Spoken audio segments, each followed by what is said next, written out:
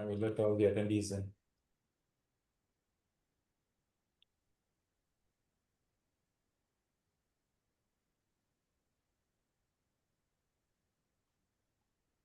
Yes, Dr. Vivek. Just wait for a couple of minutes. Yep. Good evening, everyone. Let's just wait for a couple of minutes for a few more people to join. I think there are a few in the pipeline.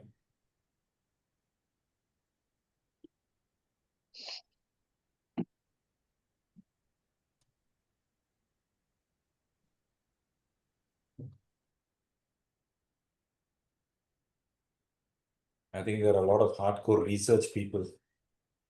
We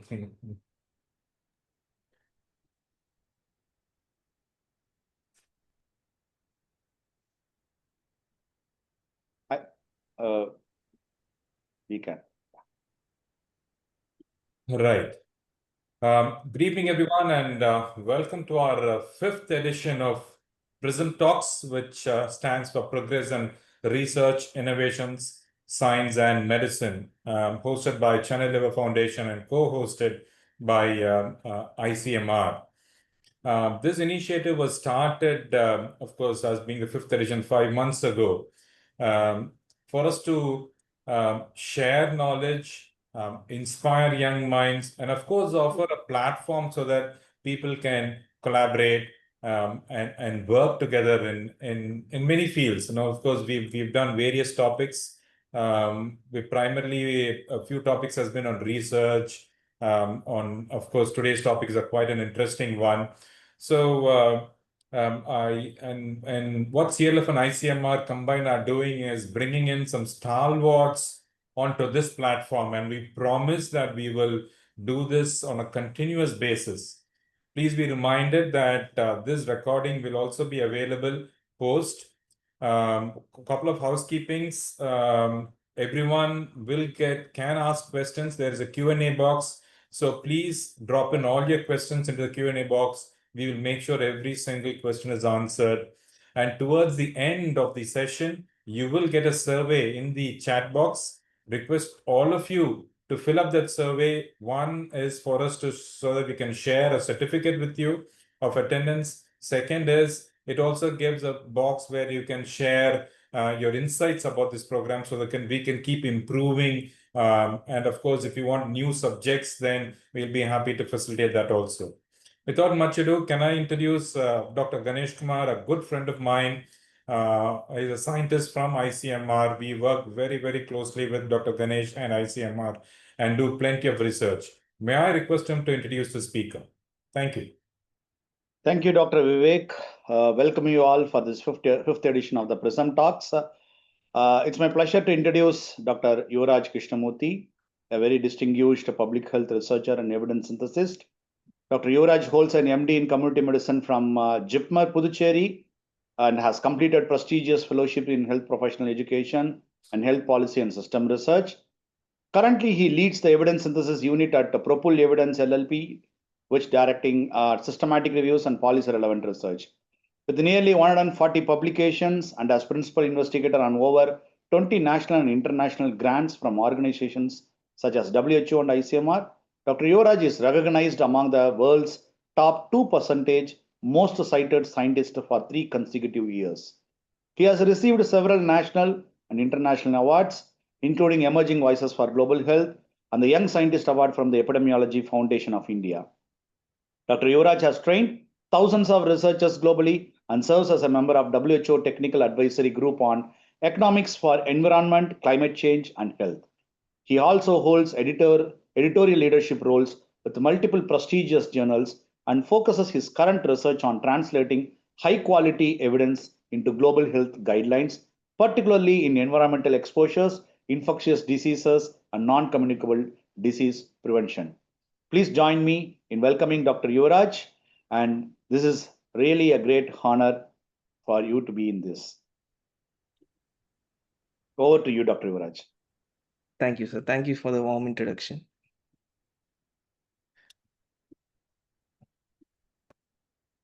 Is my slides visible? Yeah. Yeah. So Good evening, all. And so, what I will be talking about in this particular session is that what is evidence synthesis, and like what are the steps in evidence synthesis, how we use it, and how it is usually used for shaping guidelines development or for clinical practices. So, what I'll be using is some of the real cases where we were involved and how we have helped in developing guidelines or clinical practices. So, most of the use cases were from like ICMR or WHO, like that. So since evidence this is like a broad topic, I will be trying to be as crisp as possible, like telling the initial like brief points about each of the concepts as well as some use cases. So first of all, like usually I start evidence this with this particular pyramid. So I think some of you would have seen this, like it is listed like whatever the research designs which we usually use for our traditional research, like starting from animal studies, case series, case control, like that, till you can see there is something called systematic review and meta-analysis. Okay, the systematic review and meta-analysis are comes under this evidence, this broad domain. But this just to show you like where the place of evidence in this is there.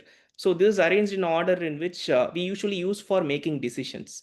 So usually we don't make decisions based on one single study. Like if we want to change a clinical practice, or if you want to develop some policy or some guidelines, means we don't usually do it based on one single study, unless it is like a large scale multi-centric multi-country study. So that is where this systematic review and meta-analysis, this evidence, this concept comes into play, where it holds like at the highest level, where you use it for evidence-based decision making. But this is actually an older version of this evidence pyramid, and now it has been changed slightly in this particular version. So this is the traditional pyramid, like it is in the straight line, right? But what changes happened is that the systematic review and meta-analysis has been chopped off, and now it has been given like a lens. Okay, so it's not per se a separate study design. You don't usually use it in your primary research, right? When you go for data collection, it's not something you do through your primary research. So it is not now currently considered as a separate study design. It has been chopped off, and it is a lens through which you view the each of the different study designs, each of the different studies which you have conducted. You use this evidence in this or systematic review as a lens through which you view them. Okay, and also one more change which you can see is that initially it was like a straight line, right? Like a case series, case control cohort, there is a straight line was there. But here you can see that there is a wavy pattern is there. Okay, like a waves pattern has been there, right? This is done because of one of the main reason is the quality of the studies. Okay, because initially it is the thought that if it's an RCT means then it is at a higher level than cohort study. Okay, but not every RCT is better than a cohort study. Like what if the RCT is poorly conducted, and what you have another cohort study which is well conducted. Okay, so a well conducted cohort study is any day better than a poorly conducted trial, a clinical trial. Okay, so in order to bring that quality aspect also into this evidence pyramid, they have made this wavy pattern, because there can be some cohort study which can be better than some poorly conducted RCT. There can be some case control study which will be better than a poorly conducted cohort study. So to show that only this pyramid, like which was like this, has now been changed in this particular manner.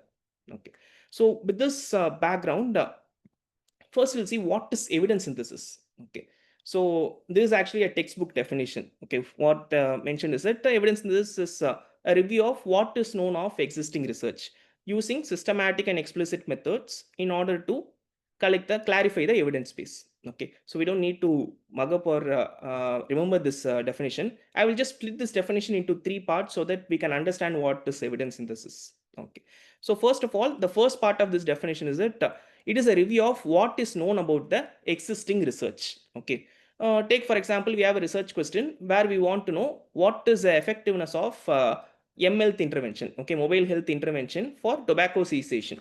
Okay, so how effective it is. So that is the research topic we have in mind. So in evidence this, what we will know is that what is known about that existing research. Okay, for this research question, what are all the known studies that has been conducted. Okay, what are all the studies that has been conducted on this particular topic. Okay, that is the first part of definition.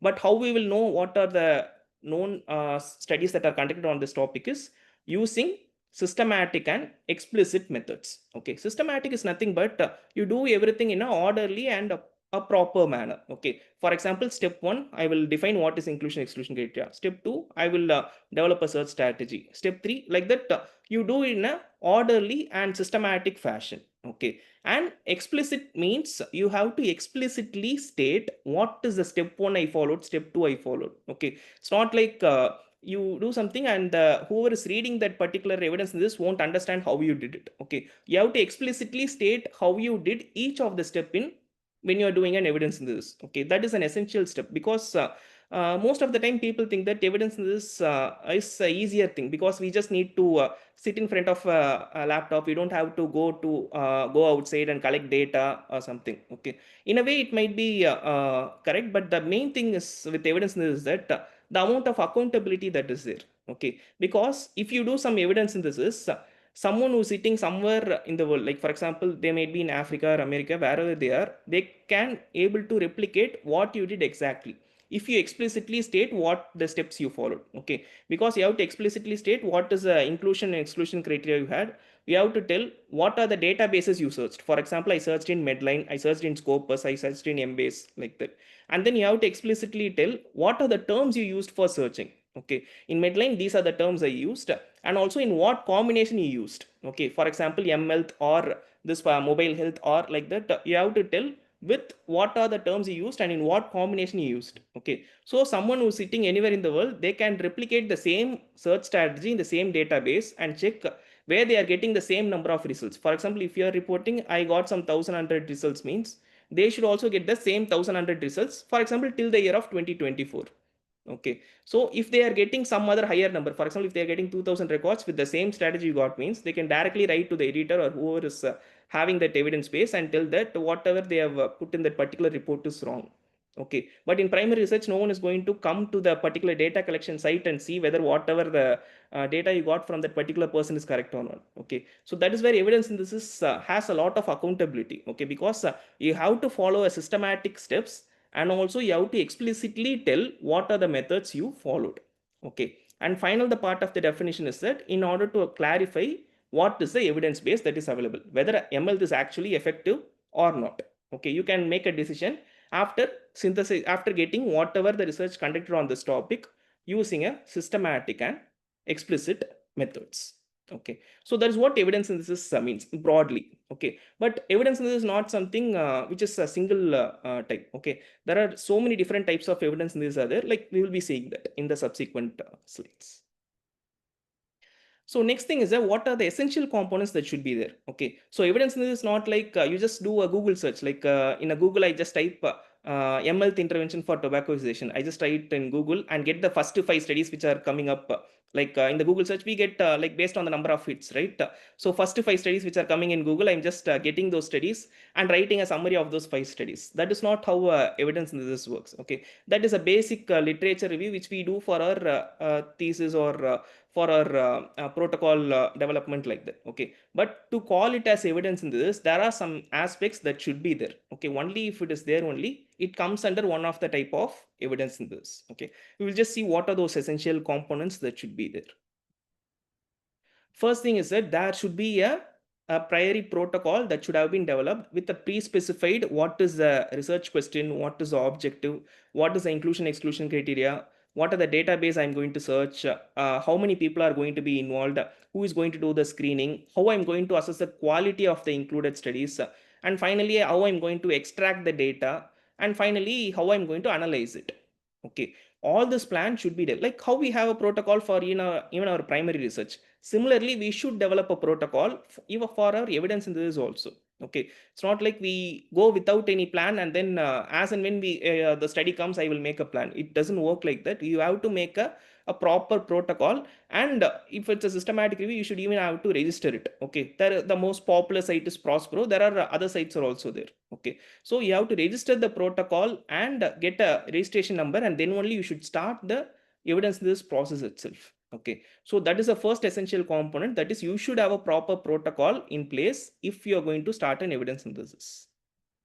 Next one is a comprehensive search strategy. Okay, as I told, you should list out what are the database I'm going to search initially itself. Okay, you should exactly tell what are the database I'm going to search, what are the terms I'm going to use, and in what combination I'm going to use. That also you have to mention beforehand itself, and have that search strategy ready with you before starting the particular evidence synthesis. And whatever the screening and selection of sources should also be driven by your protocol, whatever you have mentioned in the protocol. For example, if you have mentioned that I'm going to use some AI tool, or if you are tell that you are going to do a manual screening and then you're going to use a AI tool, means that is not correct. Okay, because in the protocol whatever you have mentioned, you should follow that, or you have to amend the protocol. Okay, wherever you have registered, you have to apply for the amendment and get that I'm going to make this particular change in this particular step. Okay, so whatever the steps you are going to follow should be driven by what you had in your protocol. And one of the essential thing is that there should be more than one people involved in a systematic review or evidence synthesis. Okay, because it's not like evidence synthesis cannot be done by a single person, but it should not be done by a single person. Okay, because in evidence this you have to handle thousands and thousands of records. Okay, it's not like you're going to get some 5 studies and then screen 5 studies and then how many you're going to include or something. Okay, whenever you develop a comprehensive search strategy, from each of the database you might get some thousands of records. Okay, if only one person is going to screen all the thousands of records and then assess the quality and then screen it and then extract the data and then analyze it, means then there is always a possibility of error happening. Okay, in order to minimize the human error only, there should be at least 2 persons performing each of the step of systematic review. Okay, starting from the screening till the analysis stage, 2 persons should be independently involved. Okay, so and there should be a third person who should be there to resolve the conflict. Okay, because there can be sometimes where the first person might tell that this study is having poor quality because of these reasons, but another person might be disagreeing with that. Okay, so to avoid this conflict also, there should be a third person to ensure that okay, it goes in, so to make a final decision whether it should be put as poor quality or good quality, whether the study should be included or excluded. Okay, because there can be conflict with that also. Okay, so minimum number of people that should be there for an evidence synthesis is that 3 persons. Okay, because 2 persons should be there to execute each of the step independently, and there should be an additional person who should be taking care of resolving any conflict as and when it occurs. Okay, or to guide the entire process. So that is another essential thing that should be there. So minimum is 3 and there is no upward limit for any evidence synthesis part.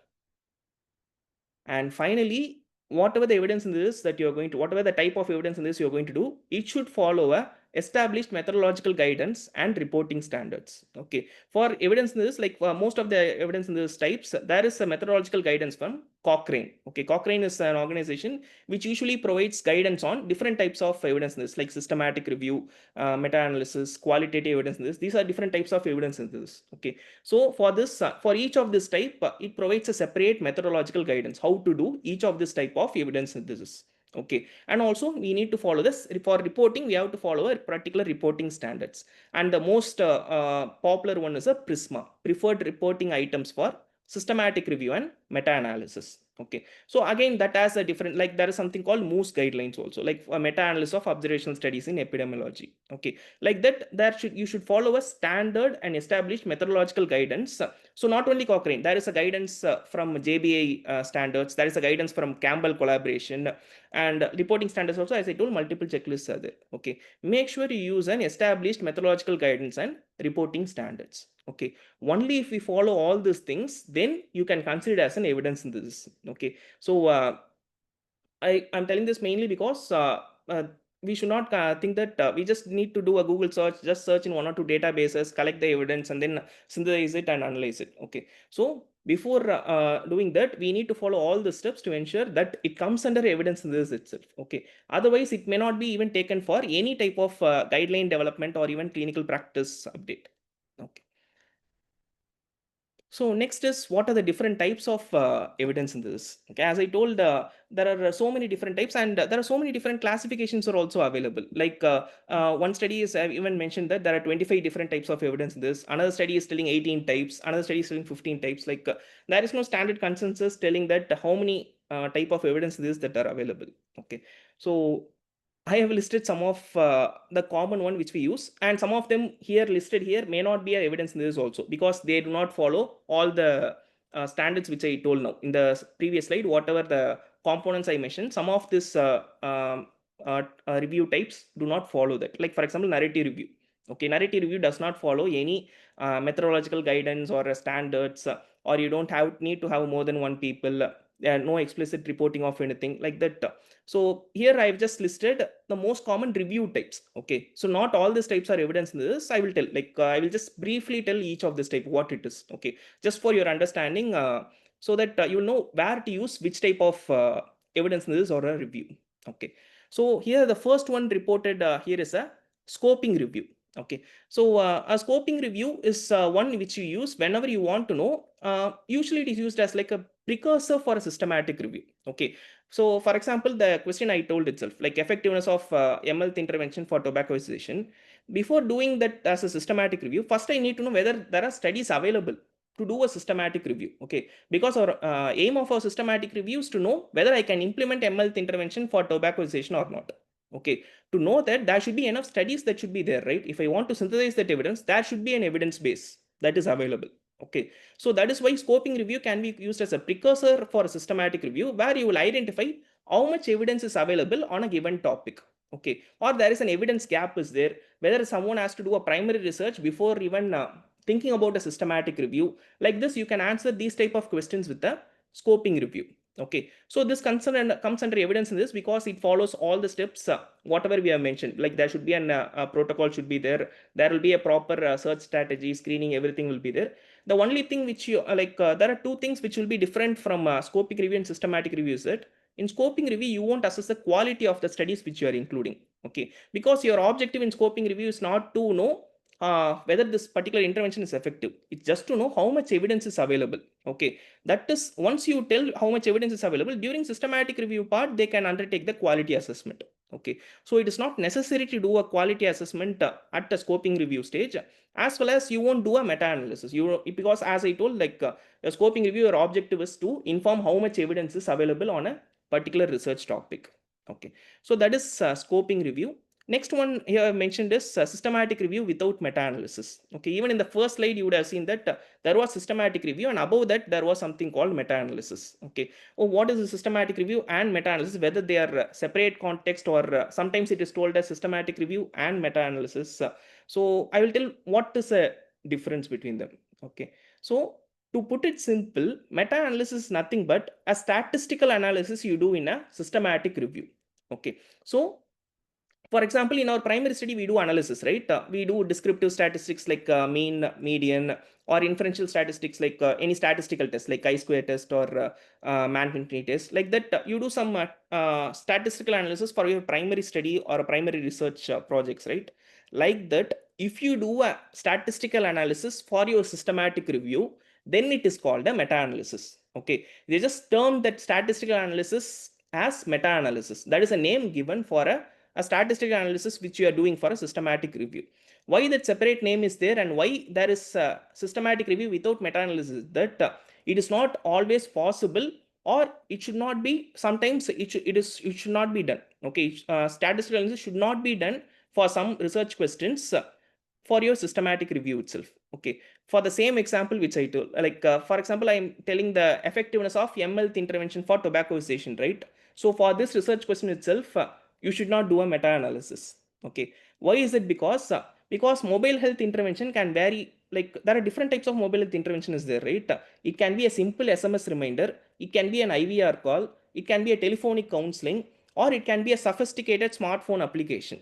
Okay, so if I get evidence from all this intervention together, and then I do a meta-analysis and tell that okay, ML intervention is effective, and you're giving it to a policy maker, okay, to a government or a policy maker, that ML intervention is effective, you can implement any of these things. Like that, if you give it to a government means, you will what obviously they will see is that which is the least costly to implement. Just to send a SMS reminder. Okay, well, like no human interaction or nothing, just an SMS reminder. Okay, but actually your meta-analysis would have got that significant result, because of there might be so many studies which have proven to be effective because of a sophisticated smartphone application or some other telephonic counseling. Okay, but you included every type of intervention, irrespective of whatever the difference that it might be there. You included everything, and you've given a evidence which is actually like giving a wrong message. Okay, you are telling that okay, mLth intervention is effective, so they're just going to implement SMS reminders, and obviously the situation is not going to improve. Okay, then again the policymaker can come and ask, whatever the intervention you gave, I implemented, but it's not been improving. Okay, so to avoid such a misconception, so if you have such a broad research question, it is better that you don't do a meta-analysis. You just stick with a systematic review. Okay, you just stop here and then narratively synthesize. Just narrate that. Okay, for example, how like 3 out of 5 studies are found to be effective. Like that, narratively just synthesize whatever the evidence you got. Okay, so that is why there is something called systematic review without meta-analysis, where you don't do any type of analysis, just narrate whatever the findings that are there across the included studies. Okay, next thing is a meta-analysis, where you do a statistical analysis and give a one single estimate. For example, pooled risk ratio is this much. Okay, for example, it is 2 times more effective in reducing a tobacco cessation. Like that, something you can give a single estimate. Okay, with the confidence interval you can get, like how you get for a primary research one final estimate like risk ratio, odds ratio, or a prevalence. Like that, you can also get a single estimate, pooled prevalence or pooled odds ratio. Like that, you will get a one estimate with its confidence interval. Okay, so that is a meta-analysis. Next one is a network meta-analysis, which is nothing but whatever the meta-analysis I am telling is a pairwise meta-analysis, where you compare one intervention against a control or one intervention against another intervention. Okay, but in network meta-analysis, it is like whenever you want to compare more than 2 intervention. Take for example for a diabetes mellitus. Okay, there are so many different classes of drugs are there, right?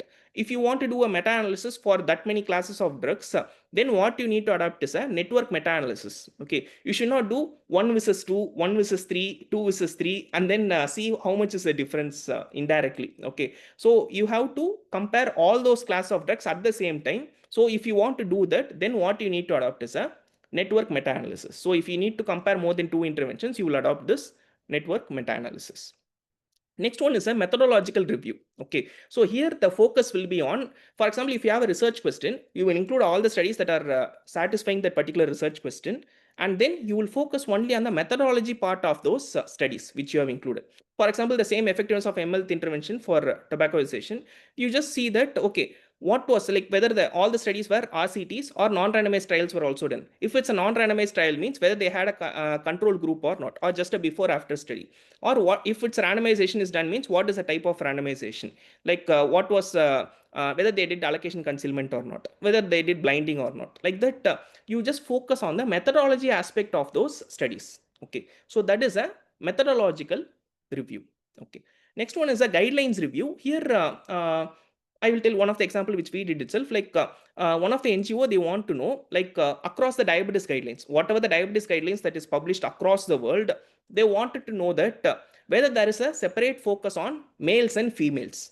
Okay, because across, like for example, starting from epidemiology, diagnostic algorithm, management, treatment of complications, everywhere where there is any separate protocol or separate guidelines or separate focus has been there for males and females. Okay, so what we did is we we included almost more than 200 guidelines across that was published on diabetes, and found that there are only 6 guidelines that are providing separate focus for males and females, and that also for only specific aspects, not for all the aspects which we had. Okay, so that is a classical example of guidelines review, where we included all the clinical practice guidelines that are available on a given topic, and then focused on a particular aspect. Like here, our focus was on gender, whether males and females separate focus has been provided or not. Okay, so next one is a landscape review, which is to identify what is the research landscape. And another thing which I want to tell is that there might be, you can identify some overlap will be there between the different types of evidence synthesis. Okay, you might sometimes see that the name only different. It might sound like, for example, landscape review might sound similar to a scoping review also. Okay, but the only difference is that the landscape review, you don't follow a systematic steps. Whatever we had in evidence in this part, you don't follow that systematic step in landscape review, because you just want to know the research landscape on a particular topic. Okay, so that is like you just like get an overview, like how we told for scoping review, but the only difference here is that landscape review, you don't follow the systematic steps whichever we had, like essential components of evidence synthesis. Okay, And next one is a qualitative evidence. This is nothing but a systematic review of qualitative studies. Okay, so till now whatever I talked about is quantitative, right, where you can quantify in term of a number. Okay, because there is something called qualitative studies, and if you want to do a systematic review of qualitative studies, that is only is named as qualitative evidence synthesis. Okay, next one is mixed methods review. As the name suggests, it is a systematic review of mixed method studies, including both quantitative as well as a qualitative studies. And next one is a umbrella review. Okay, this is nothing but a systematic review of systematic reviews. Okay, in systematic review, what is your sampling unit? You just take individual studies, right? Like that, in umbrella review, your sampling unit will be individual systematic reviews. Okay, because for some topic which you, if you want to do a systematic review, but you just do a simple search and you find that there are already more than 10 systematic reviews done on that topic. Okay, why you want to reinvent the wheel? Okay, so what you can do is that you can do a systematic review of systematic reviews and see whether the evidence, whatever the findings they are showing, is consistent across the different systematic reviews, or how those systematic reviews have been done, what is the quality of those systematic reviews. Like that, you can inform the evidence base through an umbrella review also. Okay, and narrative review, as I already told, it doesn't follow a same any single pattern. Okay, so you don't need to report, there is no transparent report. This is also, narrative review is not a type of evidence in this. Okay, so it is just a type of review. Okay, where you just do a simple search on a particular topic and then gather some evidence and just narrate whatever has been reported on those particular studies which you have included. Okay, you have not followed any specific criteria, eligibility criteria, or you have not reported where you searched or what terms you used, nothing. Okay, so that is where that is what narrative review. We just want to do a simple search and gather some evidence and narrate whatever the findings is there. Okay, next one is a realist review. So this is a newer and up and coming concept. Okay, there is something called realist evaluation, which is usually used in health policy and systems research. Okay, so if you do a review of all these realist evaluations, that is where this realist review will be used. Okay, next one is a rapid review. Rapid review is this is what, like, most commonly, like even though for policy making systematic review is used, some of the times rapid reviews might be required. Okay, this is nothing but you do a systematic review but in a rapid manner, because typically it is not always possible to do a systematic review to inform any guidelines, especially in emergency situations. Okay, for example, during COVID, if government is asking you, like, whether I can whether, like, initial time of COVID, like whether mask can be used for preventing this such airborne infections. Okay, if the government is asking you to do a review and tell you, you cannot do ask the government to wait for because 6 months to 1 year, because I need to do a systematic review and find the evidence. Okay, because that's an emergency situation, right? You need to answer the question in a rapid manner. So because a systematic review typically takes 6 months to 1 year, depending on how much volume of evidence is there and how much workload you have. Okay, and also how many team members you have. Okay, so minimum number I am telling. So, and sometimes it can even take more than 1 year also. So for example, Cochrane reviews, they take minimum of 2.5 to 3 years also to do that. Okay, so you cannot ask the government to wait that long to answer that question. So what you will do is a rapid review in such emergency scenarios. So in rapid review, it's not like you won't follow, or you will skip some steps. It is like doing it in a rapid manner. Take for example, so I told 2 persons will be independently doing each of the steps, right? For example, if you have to screen them 1500 records, here what will be done is that 2 persons will split it, like 750 one person, 750 another person will do. But to ensure that there is no error, 10% random checking can be done. Okay, for example, some 150 records we will randomly take, and the third person will randomly check whether whatever the decision is given is correct or not. Okay, so instead of all the 1500 gone through by 2 persons independently, only 10% of the records will be checked randomly by another person. Okay, so that is a way of so this is one of the step I am telling, like that each step has some rapid method to overcome the usual delays that happens with a systematic review. Okay, so that is where rapid review will be useful. And next one is a systematic evidence map. Okay, so this is also similar to a scoping review, where you need to map whatever the available evidence that are available. But in systematic evidence map, you try to finally make a comprehensive database. Okay, whatever the data available, you will just try to make a comprehensive database for information. Okay, so you might end up with a database containing some 50,000 or even 60,000 records. Okay, at the end of systematic evidence map. Okay. Next one is a critical review. So this is what we usually do. Okay, even in our journal club discussions, everywhere we just do a critical review of some journal article, right? Like that. This is what a critical review. You can critically review policy guidelines, clinical practice guidelines, new program that has been launched or anything. Okay, so that is what a critical review, which we are familiar with already.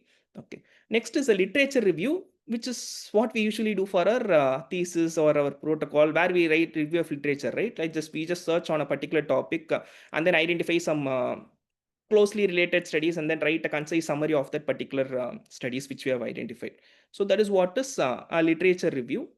And next one is a state of the art review. Okay, so this is nothing but reviewing a latest technology, up and coming technologies, like for example assisted medical writing. Okay, so that is not like full-fledged it has come, right? It has been up and coming. There has been new tools that has been coming on every day, or even every day there is some 20 or 30 tools have been launched, right? So if you want to do a review of some up and coming technologies, okay, so that is where it is called a state of the art review, focusing on up and coming technologies. Okay, next one is a living systematic review. So this is, as the name suggests, it's like a living thing. Okay, so it's like it's not like you do a systematic review, whatever the evidence base you got, you just stop it there. Okay, so in living systematic review, what is done is that, for example, they will be periodically updating. Okay, they will predefine that interval at the protocol stage, for example, every month or every 2 months or every 3 months or every 6 months, like that. Every that particular defined interval, they have to update the evidence again, and then update whatever the pooled estimate that was available. Okay, so this was made particularly famous during the COVID times, like because during COVID time there have been so many drugs have been thrown around, right? Like chloroquine is effective, this is effective, that is effective, remdesivir is effective, like that. So many things have been thrown around. Okay, so at that time this living systematic review was done, where every month they were doing updates, because there are so many evidence that is, because COVID also there are so many studies have been getting published every day. So they were doing living systematic review, where they kept on updating, like well, this particular drug is effective as per the latest evidence that is available. Okay, so this was very useful at that particular point of time also. Okay, and the last one is the integrative review, where you will include any type of data sources. Okay, it can be you can even include a systematic review, you can include a scoping review, you can include a narrative review, whatever the types. You just integrate everything on a particular research question and just narrate whatever has been told across this different evidence bases. Okay, so that is a integrative review. So these are some of the common things that has been used across. Okay, different types of, there are so there can be even more evidence in this type can be there. As I told, some people are even telling that 25 types of evidence in this are there, but these are the ones that are used at least in the evidence or decision making, or that has been used in our daily practice. Okay, so first of all, like then finally, why we need a evidence synthesis? Okay, so first thing is that we need to, first purpose why we use is that to get a clear and comprehensive overview of available evidence on a given topic. Okay, so I have a topic in my mind, I just need to get whatever the evidence that is available on that particular topic, so that because whenever you want to know, get an idea about a particular topic, it's always better to read a systematic review than a single study, right? If you keep on reading some 10 to 12 studies, it's going to take a lot of time, right? At the same time, if you just pick a systematic review on that topic, they will itself give you a detailed summary of all those 12 studies, all the important things about those 10 studies, the quality of those 10 studies, and finally for this research topic, what is the final conclusion. Okay, everything you can get through a systematic review or evidence synthesis. Next is evidence-based decision making. Okay, so this is what we are going to see in the subsequent slide, how evidence this or systematic review is going to be useful in decision making. And to identify research gaps, what are the gaps that are there in our understanding? Because as I told, to do an evidence in this, there needs to be evidence is there, right? What if there is no evidence available? The first thing we need to do is some primary research before answering this question through a evidence in this. That can be identified. And what are the methodological concerns? For example, just because you identified in your systematic review that you're getting a final estimate saying that, okay, this drug is effective.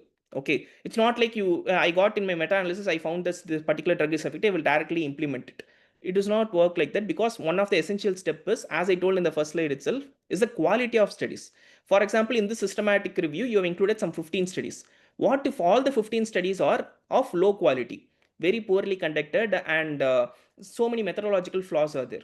Okay, then what is the recommendation we need to give is that even though this drug is effective, all the studies have been poorly conducted. With, you can specify which domain the studies were methodologically flawed. Okay, for example, there was too much deviation from intended intervention, or there was some selective reporting of results, or there was so much of missing outcome data, like that you can specify where the most of the flaws were happening. Okay, or even the randomization process itself was not done properly. Like that, you can specify what are the methodological concerns and give a recommendation that a high quality studies addressing these concerns should be done before making a final decision on this particular drug. Okay, so it is not like you just do a systematic review and meta-analysis, get a final estimate. If it's significant means I will directly implement it. Okay, that is not how decision making works in a global or even in a national setting. Okay, so there needs to be an evidence, a quality of evidence also needs to be checked, and if it's of very low quality, then the advice should not be that to implement it. It is to that to caution the readers and whoever wants to implement it, caution them that it is from low quality evidence. So better to take ensure that high quality research has been conducted before implementing this. Okay, so that is how again this evidence can be useful. And finally, what we are going to see in the subsequent slides, that is how it is going to be useful in clinical and public health guideline development and updation. Okay, it's not only for development, even if you want to update that guidelines on regular intervals, you can use this. So first we will see how the role of evidence in this is shaped in guideline development and clinical practice in India. Okay, so in India, actually the adoption of evidence this, though there might be one of a call for proposal might be there on systematic reviews, a full-fledged focus on systematic review actually started some 2 to 3 years back. Okay, so where they made Center for Evidence-Based Guidelines under DHR, Department of Health Research, and started actually implementing this. Okay, so this was taken from that Center of Evidence-Based Guidelines page only, where they have now given an overall process for their guidelines development. Okay, so it's not like, so whatever the guidelines, like ICMR what is planning is that whatever the guidelines from now on is going to be published on clinical practice should follow this particular process. Okay, for example, first to identify which guidelines they want to update and have a meeting, and then commission systematic reviews, and then conducting it, and then review how it was conducted and the evidence profiles, and then finalize the recommendation, send it for external review, and then again conduct a final meeting, and then only publish that particular guidelines. Okay, so it's not like so from now on it's not going to be like we just copy paste from Western guidelines and then implement it here, or just ask some expert opinion and then implement it here. Okay, so now it's going to follow a rigorous process. Okay, so where the core of the process is going to be evidence in this. Okay, where they are going to commission and conduct that systematic review. This middle part is the one that is going to be the most crucial. Okay, where they are going to, so every edition, every guidelines now the ICMR they're planning to take is it should be evidence based. Okay, it should not be just from an expert opinion or taken from some other guidelines that has been published in Western countries. Okay, so till now for this particular thing, the ICMR has already commissioned 3 rounds of systematic reviews. Okay, so one is for stem cell therapy, and another one for lung cancer, and another one for antibiotic guidelines. Okay, so we have actually done one project for each of these types. Like for example, for stem cell therapy, what we did is for age-related macular degeneration. Lung cancer is on effectiveness of prophylactic irradiation. And for antibiotic, what is the antibiotic guidelines that can be suggested for community acquired pneumonia for both children and adults? Okay, so the what process which we underwent is that so after conducting this review, again it was sent to an internal panel for review, and then they sent their comments, and then it was sent to the external panel and the GDG members where they gave their comments, and then we had a meeting where we had to present the findings, and then again the comments was given. So it was back and forth, the review and findings. So it went to lot of rigorous process, and then finally it went to an external team where they made a final meeting, and now they started publishing all the guidelines based on this. Okay, so if you see the page, now only they have started publishing for stem cell therapy. Even for stem cell therapy, not all the conditions have been published, because as they have mentioned here, they have commissioned for all the different type of disease conditions. Okay, so now they are one by one they are publishing for each of these conditions. So sooner like they will publish, they're going to publish for lung cancer as well as for antibiotic also. Okay, so now these guidelines, it's like evidence based. Okay, it's not like a guesswork anything. Whatever the available evidence that are available on this, for example, even our systematic review on stem cell therapy for macular degeneration, finally we ended up with 0 studies. Okay, there was no randomized control trial conducted on the topic which we were given. So we gave that there was 0 studies included, and they have also accepted it. So there is no evidence base available on this topic, so we cannot make any recommendation. Okay, so that is how now the guidelines have been shaping up in India. Okay, so and now they have even taken a next step, like instead of commissioning it every round, now they have made a technical resource center. Like so many institutes, like there's a map that is showing the technical resource center and technical resource hubs, where so many institutes around the country were being selected, where they have expertise for evidence in this. Now they are directly being given systematic reviews to be performed, and directly they are now going to complement to the whatever the guidelines that are going to be under development, so that it is a continuous process. They don't have to commission every time and waste their time. So now they can directly coordinate with this technical resource centers and ensure that the guidelines have been developed faster. Okay, so this is the current progress with respect to the guideline development and clinical practice. Though it has been started a bit late, but there has been good progress being made, and it's going to make more strides only in the future. So evidence this is gaining more traction in India now more than ever. Now coming to the global part, but globally it has not been, it has already been there for a longer time. Like for example, whatever the example now I'm going to show is that for WHO. Okay, so again, this is one of the things which we are contributing currently. Like the global diabetes compact team, like they have commissioned a systematic review. Like for example, here they have commissioned 12 different systematic reviews for their WHO guidelines for insulin use for type 1 diabetes in adults. Okay, specific for adults with type 1 DM. And it's not only for insulin use, they have commissioned reviews for diagnosis, insulin use, clinical monitoring, and self monitoring. Okay, so for all these things, they have split it into 12 different research questions and commissioned it. Okay, so the research question which we are doing is that what is the optimal frequency of HbA1c monitoring? For example, for adult patients with type 1 DM, how often we need to measure the HbA1c? Okay, and the next question is what is the optimal target value? Okay, what is the cutoff that we need to set for HbA1c for adult patients with type 1 DM?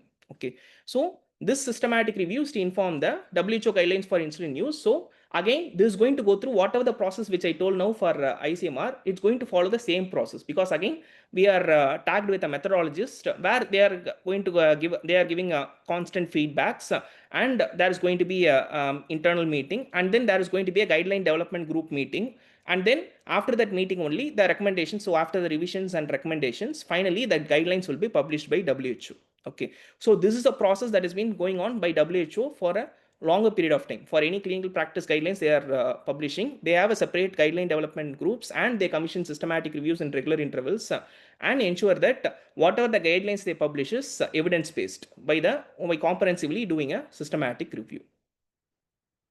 So finally, few more examples, like this is an example not for a clinical practice guideline, this is for a other public health guidelines. Okay, for example, this is a guidance that was published I think more than a decade back. Okay, so that is for preventing suicide, a resource for, it's a like a resource guidelines for pesticide registers and regulators. Okay, so in that they had this particular box. Okay, so this box tells you for each type of pesticide what is the mortality rate or case fatal rate. For example, if 100 people are consuming this particular type of pesticide, how many people are dying?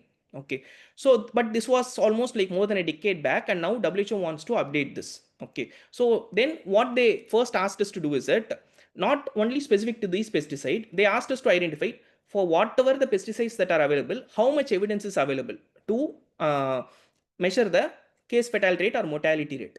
Okay, so so in this scenario, as I told, what we adapted is a scoping review. Okay, because our objective is not to find a case fatal rate or mortality rate for a specific pesticide. It is to identify evidence base for, so okay, for which pesticide I can calculate a case fatal rate or mortality rate. Okay, so we did a comprehensive scoping review. We gave a comprehensive list. Okay, these are the pesticides for which evidence base is available, where you can do a case fatal rate. Okay, now subsequently, now they have asked for whichever the priority pesticides, they have asked us to calculate a case fatal rate.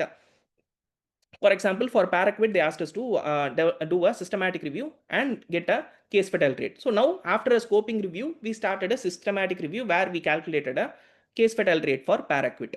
Okay, so this is why we told. So scoping review can be a precursor for a systematic review, and now the systematic review is going to be useful for the updated guidance. Updated this particular guidance which their WHO is going to publish is based on whatever the estimates now we are going to calculate and give. Okay, so this is how it can be useful for a public health guidance also.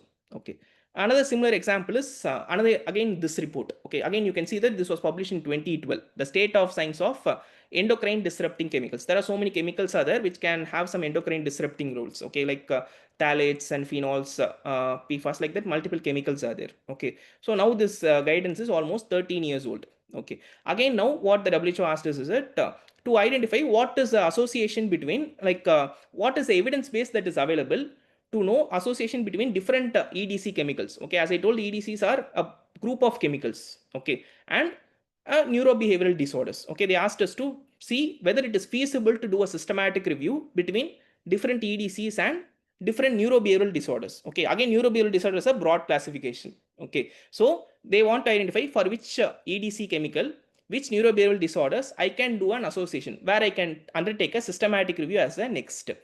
Okay, so now we are doing this, and then once we identify, then we will tell, like, for these EDCs, these many studies are available for this particular neurobehavioral disorders. So this can be undertaken as a systematic review. Okay, so again we are doing a scoping review to answer this particular evidence base. Okay, so this is how, it's not like evidence this has a role only in like clinical practice guidelines. It can also be used in a public health guidelines. Okay, like this kind of reports also. Okay, so that is how evidence in this can play a role both in clinical practice as well as public health guidelines, both in globally, and now it's gaining traction in India also.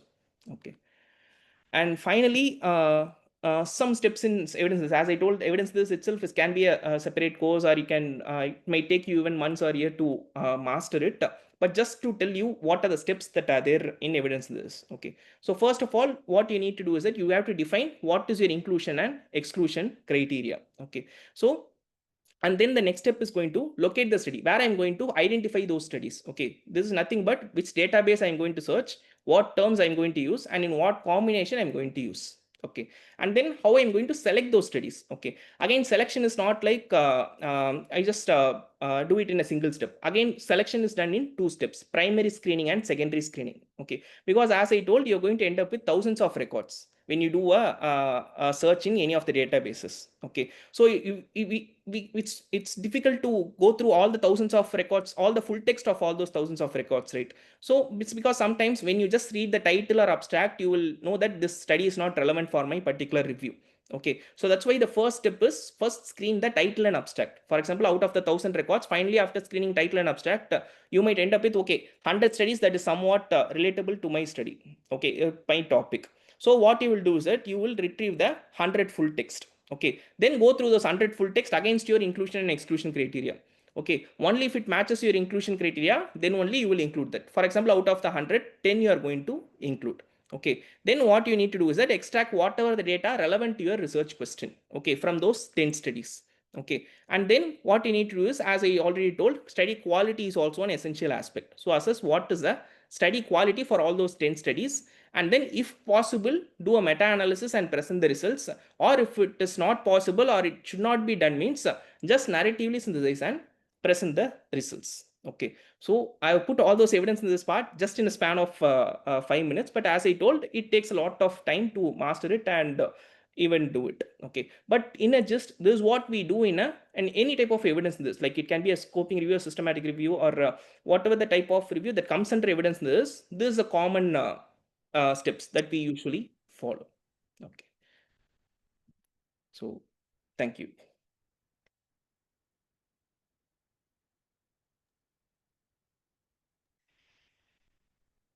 Dr. Yuvaraj, thank you. Are you done, or you have any final it. remarks on overall the? Yeah. So finally, the take-home message which I want to tell is that so evidence is not so again, it's not something that is very easy to do as some people perceive, like because it just requires a laptop and we can do it off, because it requires lots of accountability. But at the same time, it has very high value. Just because we are doing from a laptop, it's not like it is not going to be useful. It has a very high value, as we can see from the hierarchy of evidence itself. And as I shown in the example, it's going to has a high value both for clinical practice as well as any public health guidance. Even for our program, even if you want to make some policy decision, this is going to be highly useful whenever if it is being implemented properly. Great. Thanks, Dr. Yuvaraj. Very interesting points that which you have shared. on the evidence synthesis and the different types of reviews. It has actually evoked a lot of questions among the audience, and they have asked those doubts. So I will ask one by one, if you are fine with that. Yes. So the first question is from Ms. Kavita. She asked that, can we say that umbrella review is like a more refined form of the already done systematic review, or it is a re-systematic review? It is not a restructured version of a systematic review. It is actually a separate type. It is like a systematic review of systematic reviews. Some people have this doubt, like why we need an umbrella review, because there is already 10 to 15 systematic reviews are there. The main reason why we need umbrella reviews is because if you see the 10 systematic reviews, not every review is going to have similar number of studies, because the time point in which the systematic reviews was done was different, and the number of database they had access to, or even the team how they conducted, they would have not conducted the systematic review itself properly. They would not have assessed the quality properly. They would not have used the proper tool for quality assessment. So it is almost checking how those systematic reviews are being conducted, so whether we can use it for evidence-based decision making or not. So it is like a separate type of review itself, not like a restructured or better version of a systematic review. So if I am wrong, please correct me. Over a period of time on the same specific review question, there will be multiple systematic reviews being conducted. Not necessarily every systematic review captures the same database as the denominator. It's evolving, it changes over a period of time. And in that sake, that when we combine everything, that also demonstrates that whether the evidence have really shifted from one side to the other side. Am I right in saying that? Exactly. That is a very much how it is useful, umbrella review, because some people think that why we need to do an umbrella review, but it is highly useful because we cannot make decision based on a previously conducted systematic. We cannot assume that systematic reviews means it's well conducted. Correct. You are right, totally. Nailed to that point. Some more interesting questions. It seems there is a kind of like an difference in the understanding of scoping review versus narrative review. Commonly been understood, scoping review is another form of a narrative review. Your comments on that? It is not so, because as I told, scoping review comes under evidence this. Narrative review is not an evidence this, because for scoping review, you need more than one author. You should have a proper protocol already made. You should explicitly state where you are going to search, what terms I'm going to use, everything. And there is a guidelines, PRISMA SCR guidelines, PRISMA extension for scoping reviews. So there is a proper methodological guidance is there, reporting standards is there. But narrative review, whatever I told now, none of them is there. So it doesn't even comes under evidence. This is just a type of review where you maybe you can use it for a thesis. For a thesis, I can use, or for protocol making. Like how much effort we put in a literature review, same kind of effort is only put for narrative review. So both are not actually the same. They are actually contrast different from each other. Great. Fantastic. And another way I just always put it across is that the narrative review is like a convenience sampling in primary stage research. At my convenience of the investigator, he can choose to select some 10 or 15 articles and write a review of it actually. So can you just go to that slide of that, all the boxes of the different, very interesting slide. So one of the question is related to this, very simple, like sounds like very interesting. Among all these, which is a more reliable review? So amongst this, the most reliable is systematic review and meta-analysis or network meta-analysis. So because the only difference between meta-analysis and network meta-analysis is number of comparator. So both are almost the same. I just want to show that because meta-analysis means it's not like you can compare more than two interventions also. But the most reliable and the most commonly that is used for decision making is systematic review and meta-analysis. Exactly. So any systematic review with a meta-analysis, which will produce the combination of all the estimates to come with a meta-estimate, is more actionable when compared to even a blind systematic review without a meta-analysis. Often the evidence may not be sufficiently available in order to produce a meta-estimate. Interesting. One more question is that they had a little bit of difficulty in understanding the realist reviews Can you just give with an example of realist reviews? Yeah, so a realist review is actually that is actually a separate concept called realist evaluation, where we follow some framework called context, mechanism, and outcome (CMO framework). What they do is that, for example, in a program setting, they just want to know whether this program is working well or not. They just want to know a realist evaluation where they adapt this framework. Like, for example, what is the context of this particular program, where it is being implemented, what is a mechanism, what are the drivers of this particular program, and what is the outcome it is intended to achieve. So they apply this particular framework and try to answer that particular question of whether this program is working well. So this is a primary study. So how we have like a case control study, cohort study, realist evaluation is also maybe considered as a separate design which we adopt for doing it. So when we combine all this realist evaluation together and do a review, that is a realist review. Okay. So in a real world example, I'm just trying to give you an example. You can please correct me if I'm wrong. We want to implement some community-based interventions like peer support group interventions at the community level for improving the control of hypertension. So here in this realist review is that like I will review do a properly conduct systematic review and meta-analysis, try to identify which intervention works, choose that and do an primary research on it and generate an evidence. Is that the sequence correct? No, sir. It is like a realist evaluation is a primary study. It is a primary, like how we do a primary health systems research. It is also a type of like a health system research which we are doing. So only thing is that it is given a separate name, a realist evaluation, because Okay. most of the realist evaluation is also actually, if you can think, it is like a qualitative research only, because most of the times we use either qualitative or mixed methods only in health systems research. So they have given a separate name for this particular framework. If you adapt a CMO framework, it is called realist evaluation. So again, if you just take studies which conducted realist evaluation, it is called a realist review. Like that, separate names are given. That's all. And famously, see, like you've been conducting multiple evidence synthesis on, especially on RCTs. An interesting question is that is there any kind of like, based on your experience, that minimum number of RCTs, which is in order to conduct a decent systematic review and meta-analysis, which will produce a less noise and more signal of that? Actually, there is no clear-cut guidelines that is there, and as per the guidelines also, like if you want to do a systematic review, as we told for one of the research questions, there was 0 studies. So you can have a systematic review with 0 studies also. And for a meta-analysis, we need at least 2 studies, because if 2 studies are there, we can statistically combine them.